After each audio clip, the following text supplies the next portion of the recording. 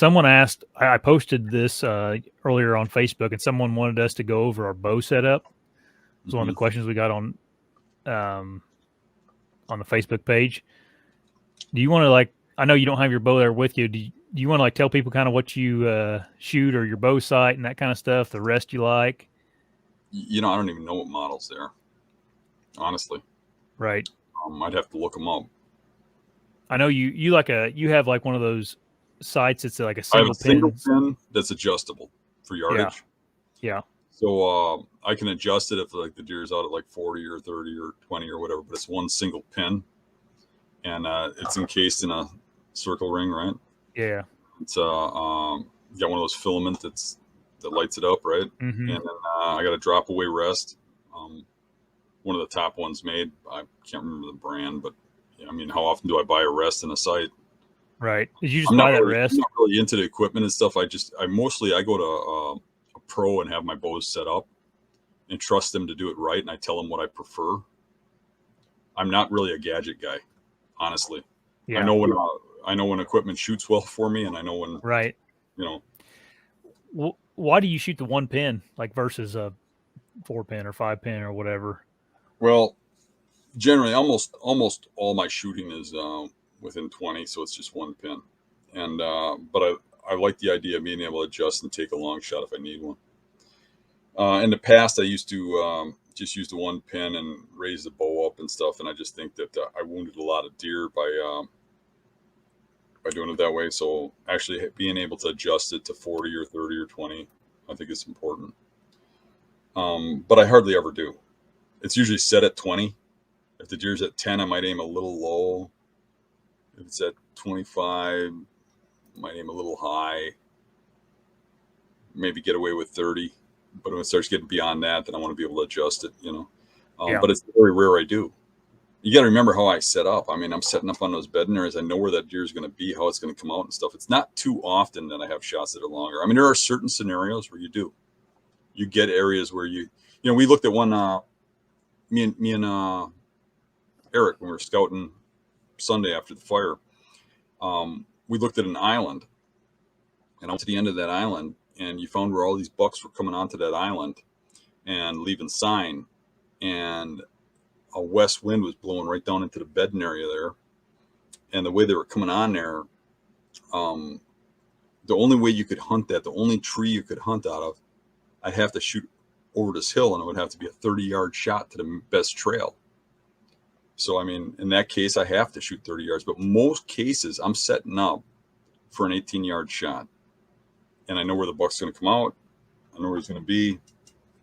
So, pretty much it's almost always the same shot when I shoot a deer. Yeah. No, that makes sense. And then you don't even run a stabilizer on your bow, do you? No. I didn't think you did. I'm just trying to think what else people would be interested in, but you don't shoot a whisker biscuit. You had one on your bow I didn't like it. I put the drop away back on. I had a drop away on my last bow, and something was wrong with the timing on it. I couldn't get the bow to shoot right, and I couldn't figure out why. And then we figured out that the timing was off on it. So we pulled off that drop away and threw it away. And we put a whisker biscuit on it. It was shooting great. So then when I got it back home, I called up Steve Pagel, the retired owner of Forge Bows. He's a really good friend of mine. And I told him I wanted to set up the bow and go over it with me. So we went over there and put a drop away on it and that kind of stuff. And I'm shooting those new Exodus arrows. Mm-hmm. The MMTs. There's something up with those. They've got some sort of technology in there. Now, I'm not very good with arrows, but something's going on with those where they correct themselves really quick. So if you get something that bumps them or something, as a matter of fact, I think I told you this, and I probably shouldn't admit this out loud, but I will. I don't care if people laugh at me. But I was shooting my arrows, 3 arrows, and I didn't realize I never put a target tip on one of them. And I shot a couple arrows, and that arrow grouped right with the rest of the arrows, and never even fluttered with no tip on it. Which I thought was amazing, because if I did that in the past with my other arrows, I mean, that arrow would have been freaking crazy. I mean, even if I had a different size tip on it, like say you went from 125 grain to 100, you get flight difference. So I also had when I had a whisker biscuit on there, it was the way I got the feathers on there. I got a real rigid vane. Yeah. And the rigid vanes couldn't take the whisker biscuit, and they were ripping the feathers off. And when it would rip a feather off and the feathers stuck in the whisker biscuit, and the arrow would fly perfectly true with two vanes. And I thought that was amazing. And I mean, maybe it's coincidence with my setup, but I think it's in the arrows. I was at Exodus headquarters last week, and Chad explained it all like in a video, showed the process of them building them and stuff. So I may my next video I put up, I may put that in there just as a little quick 2-minute segment in there. It's pretty neat. They have a cool little setup for building arrows. And then you'll shoot the G5 strikers again this year, won't you? Broadhead wise. Yeah, I was shooting muzzies, but I was shopping around for a new broadhead, because muzzies kind of went downhill when the company, I think it was Rage bought them or something, but then they started making them overseas, and I started getting really bad flight out of them. They weren't balanced. You'd have to spin check them, and 1 out of every 3 would be junk, and you're paying a lot of money for 1 out of 3 to be junk. And then I did some didn't even have the flutes cut them. You couldn't even put a blade in them. Yeah, it was like, what the heck? I mean, the quality went way downhill. And I had a pattern that was about the size of a softball at about 20 yards. And I thought it was me. And then when I tested a whole bunch of different broadheads, but the strikers, I got my pattern actually cut in half. So it went down to, like a little over golf ball size at 20 yards. Just going to change the broadheads. So I like them. You're flying well for me. I mean, I found 1 or 2 other broadheads that worked well for me, but I really like the people at Prime and G5, so I'm supporting them. The broadhead flies great, so why not use it and support them? Yep. Kills the deer. That's the main the main thing. I just brought my bow in just to show everybody, I guess, my setup. If I quit hitting the mic for you guys. But the biggest thing that's different on mine, Dan's, is I have a 4-pin slider, and this one's from B3, which they're made in Kentucky here, or down in Kentucky. No, so you don't have to do any adjustment like I have to. No. Well, I got it like I got 20, 30, 40, and 50 yards. And then I have a tape sight on the side here down to 100. And then on the side, there's just a lot of people have like knobs. This one's like a fishing reel. I don't know if you can see that. And then you can just turn it down to whatever distances you want to. I like to practice out far. But hunting wise, I would just always just keep it at the top there. And then I have 20, 30, 40, and 50. And then I shoot a stabilizer. This is an 8-inch bee stinger stabilizer. You actually take 50-yard shots? I've killed a deer at 47. Okay. I shot a pretty. Actually, it's that buck right there. I shot at 47. But no, I don't want to. I don't prefer it by any means.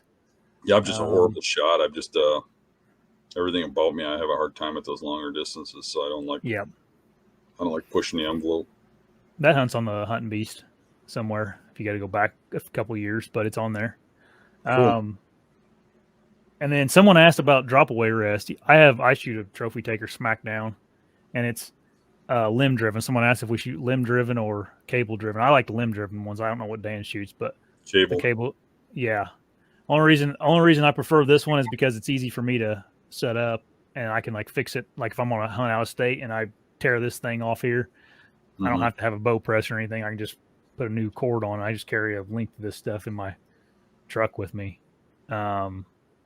This sight's a B3 Exact Hunter. deer hunting Cajuns. That's what this one is. I have a buddy that lives by me that shoots professionally, and he helped some of the design on some of the products for them. So I really like it. They're made in America, made in the U.S. here. So, and then I have this tight spot quiver, which I really like. I've hit it for a lot of years, but it keeps the quiver real close to the bow, so it's not much to get caught up on or anything. But one thing I like about that prime bow too, just like yours, is that real low profile between the brace and the string. Yeah. With the forge bow, I had a real deep bow in it. Yeah. And it was hard to get through brush and cattails and stuff without getting stuff caught in the cams and stuff, where I can kind of slide through pretty easy with that. Yeah. Yep. Yeah, this bow's the inline. It's probably not as much of a thing for you because you're hunting more hill country stuff. Somewhere in tangles and brush and stuff. Right. But I'll hunt a fair bit in that stuff now, just for traveling around. I shoot a nose button. I don't know. Do you shoot a kisser button? Yep. I shoot a nose button. I shoot kisser. Touch your nose. This reminds me, I got to put one on my bow. Yeah. I don't have one on it. And this right here is just a GoPro mount. If anybody was wondering what the heck that thing is sticking out on my bow. I can shoot just fine without a kisser, but as soon as you start getting into the extreme angles and stuff, it seems to throw me off not having one. Yep. Yeah, and we're both. Someone asked about our arrows. We're both shooting the MMTs, and then I shoot the Montex, which are they're like Dan's are replaceable blades. Mine's just a solid broadhead. It doesn't have any replacements. Yeah, it's interesting because that's what I wanted to shoot. Yeah, and I couldn't get it to fly straight. Yeah, but take that with a grain of salt because everybody's setup is different. So yeah, they shoot good out of mine. You fly broadheads or something. I would suggest if you know somebody that shoots him or something, borrow one of his dull ones or something and shoot it. Right. Just make sure your system, your setup shoots well with a broadhead before you buy it, because Josh shoots those things great, and my bow completely tuned didn't. I mean, my new one might, but it probably has to do with my draw length, my arrow length, everything kind of combined together. But I've had people tell me the strikers don't shoot well for them, but they shoot great. Yeah, I mean, I'll cut my arrows in half if I shoot them multiple ones. You know. Does you shoot that? They make a 4-blade and a 3-blade, don't they? Do you shoot the 3-blade ones? The threes, yeah. Threes, yeah. They also make that Montec, and those are vented heads. Some people don't like the vented broadheads. They make them in solids too now. I might try them again. I got a couple sets of them sitting here. I might shoot them out of the new bow just to see what happens.